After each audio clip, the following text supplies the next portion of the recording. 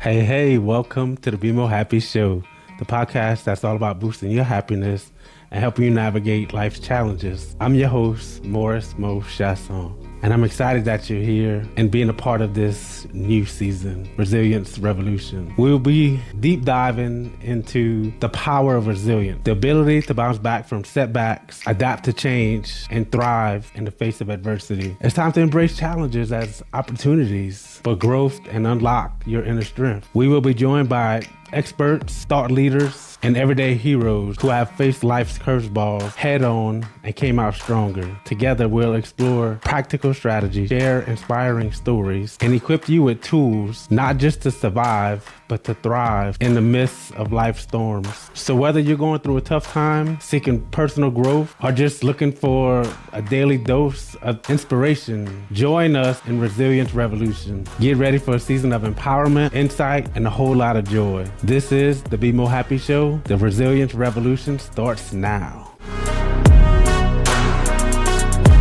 This episode, I'm flying solo. I honestly feel like I need to put more episodes out there, just me by myself and sharing parts of me and just being who I am. This Tuesday, March the 5th, I'm actually starting a group. It's called the BeMoHappy group. And inside this group, what we're going to do is we're going to be watching this 30-minute video of it's called You Were Born Rich is the program by Bob Proctor and John Canary. And what they did basically, they took everything that they learned from people in the past and their own situations and experiences. So they share that part. They put it all in one big program. And I'm telling you, you guys are going to, if any of you are into self-development, self-improvement, or anything like that, things that they'll talk about in this program, you hear other people talking about it these days still. It's still relevant. Like back in the days, they had this guy, Roger Bannister. He was the first guy to run 4-minute mile, I believe. Whereas before that, it was one of those things where like the scientists were like, no, it's not humanly possible. Humans are not made to run that fast or whatever, you know? So nobody really went for it, you know? But Roger Bannister was a different person. He believed in himself. He was like, man, I can fuck that. These people are not placing no limits on me. I could fucking do it, right? And Roger Bannister ended up breaking that 4-minute mile. And before you know it, like I think months down the road, there were like 30 or 40 other people that ended up doing the same thing. It was just based on a belief, you know, and it's kind of the same thing with the expectations and your own self-image of yourself. So if you see yourself in one way, that's how you are. And sometimes our family places limits on us growing up. Anyways, back to the group. So, but in that group, we're going to watch this program. We're going to watch 30 minutes of this program. And then for the next 30 minutes, we're going to talk about it. And we're going to learn from each other. We're going to share experiences and share insights. And I feel like this group is going to be, I think it's going to make such a positive impact in so many people's lives that it's going to just send ripple effects, you know, through their family, the people that they know, and yeah, just all their relationships. I think it's going to improve. And yeah, I'm ecstatic for it. Like, I hope that my biggest concern is people putting in, you know. I feel like, you know, sometimes whenever you got something for free, you're giving something away like that, people really don't invest in it or really don't take it too serious. But if they were to pay, you know, $1,000 or $200 a month, $30, $40, $50, $100 a month for this, you know, they would probably put more into it. So that was one of my little concerns. But you know what? If there's 6 or 7 people that's heavily involved out of the 20-something people, so be it. I know that those 5 people, they're going to be forever changed. So, and look, I'm not here to change people. I just really want to change, not people, but I want to help people to see things in a different way, or open up their minds to see something in a different way and receiving it in a better way. Everything I do is for other people. And I guess that's why like the Be More Happy thing means so much to me, because at the end of the day, like that's all I want for everybody is legitly to be more happy. How does one become more happy? How does one become more happy? I personally believe the way one becomes more happy is learning to understand themselves better, learning the triggers, you know, what makes you mad, what makes you happy, you know, understanding all your feelings and emotions and your response to certain things, certain people. And once you learn all that, this is going to sound crazy, but I truly believe that you get to a point where you're like, dang, that don't really matter. That don't matter. And you start realizing that really so much of what we think matters now really doesn't matter. And we let that shit control us, consume us, and make us worry about unnecessary bullshit, because we just make up these scenarios in our heads. It's kind of like whenever we're sick, right? We got a little stomach ache or something, and we start Googling the stomach issue. Then before you know, you got fucking cancer. Then you're all worried, just spiraling out of control, and you're like, fuck, I'm about to die, blah, blah, blah, you know? And it's, I don't know. I did it. I've done it. You know what I mean? But like now, I take everything with a grain of salt, where I don't let things really bother me anymore like I used to. Even like just somebody pulling out in front of me, sure, my first instinct is to be like, bitch, you know what I'm saying? But then the other part of me is like, oh, fuck it, it's okay. Everything happens for a reason, you know? It's okay. Yeah, but going back to like ways to be more happy, I truly feel understanding yourself and truly loving yourself and doing things that you want to do. That's all right. This group, I'm ecstatic for it, because there's only 10 people in it right now, and I plan on doing 20-25 tops. But once we're like week 2, week 3, like I'm not letting anybody else in that group anymore, because I'm kind of close it off. And by week 3, like we're gonna be kind of further along. Yeah, it's gonna be fun. Like I know the changes that's gonna happen from this group. So I'm ecstatic for it.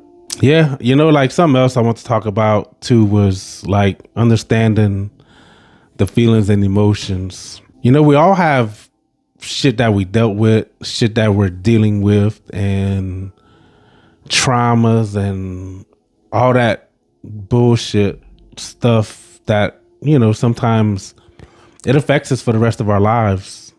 And what I want to help you guys with is ways on how to move forward from it. Ways that has helped me to move forward from some of the bullshit stuff. One of the things is, say for instance, if you have trauma from a teacher or your parents, your brother, your sister, whoever, if you could take yourself back to that time whenever the incident first happened, your first memory of learning that condition, say for instance, something that makes you mad, but it reminds you of something from your childhood, right? So anyway, that's where anger comes from, you know? So in order to fix that, you have to go back to that time and change the narrative. If you could change the narrative by creating the reality that best serves you, that's the way to do it. So for example, what you'll do is you'll get into a meditation, and inside this meditation, after your mind is all at ease, you bring yourself back to that time when that happened, right? And then what you're going to do is you're going to basically reprogram your mind for the better cause, to where it's a more positive effect on you and your life and your future. And sure, it doesn't happen overnight, but in some cases, it's like that it's healed from, right? But then in other cases, you got to practice this belief over and over and over till you kind of basically rewire your brain to understand another perception, another reality, right?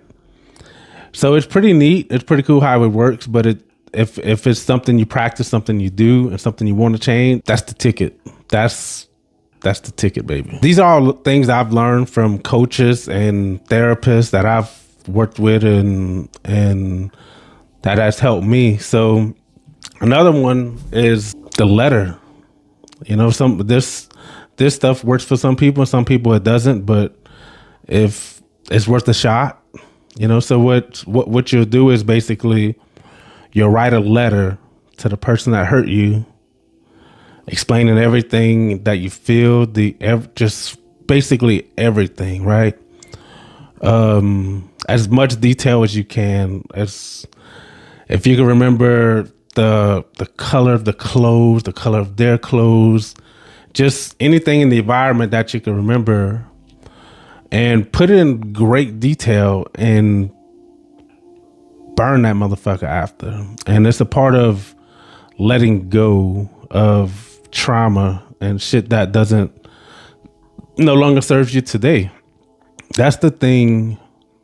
The biggest thing I believe that has helped me is knowing that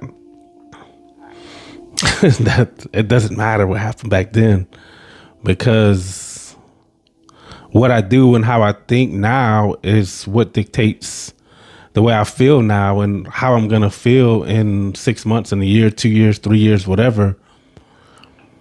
But it's my mental ruling state, where as if I could be happy now, I could be happier later on as I'm progressing and growing through this life journey.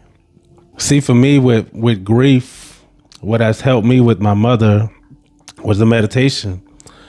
And it's crazy, but I remember that loss feeling like I was mad at God, questioning why.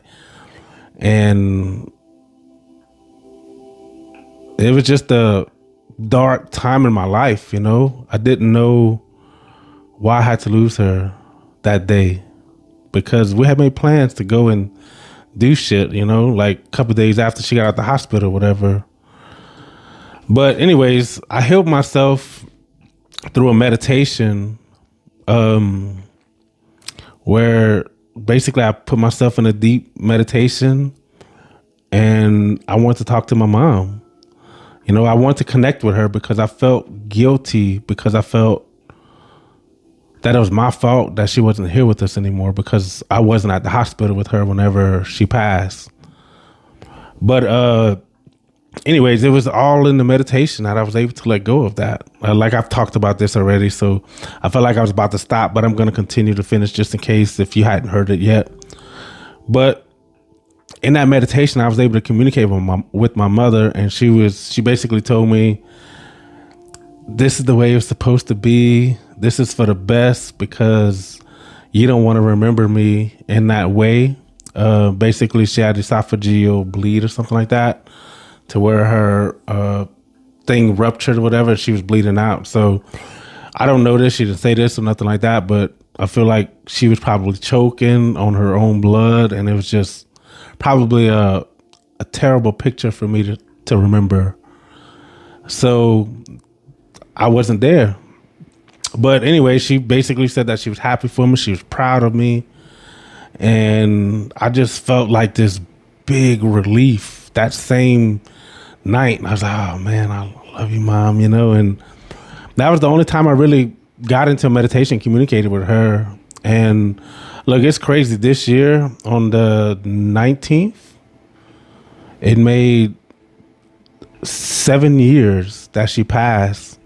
You know, it's wild. Like the past, every year before this year, I would get sad and depressed and around that time. But this year, like it didn't faze me. And I hate to say it.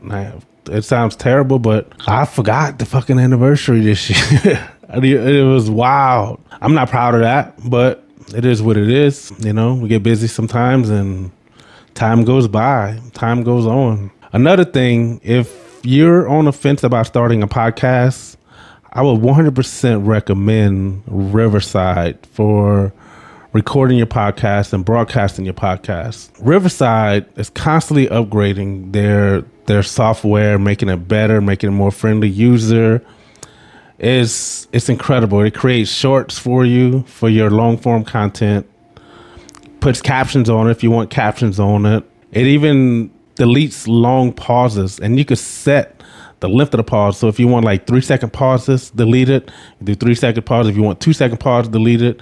You could do that. If you want 1-second pause, you could do that. So you can make it blah, blah, blah, blah, where everybody talks real fast. Not real fast, but it just, the way they edit it, it makes it just no pauses and no delays in speaks, you know, because, you know, sometimes we'll pause for a little bit to think what we're going to say.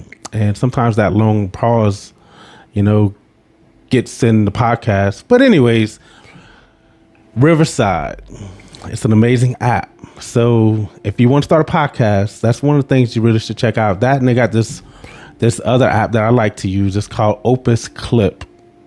What Opus Clip does is basically you take your video file and you send it to Opus Clip, and Opus Clip, they actually do a better job than Riverside as far as the shorts. So I'll use the shorts from Opus Clip because they're better.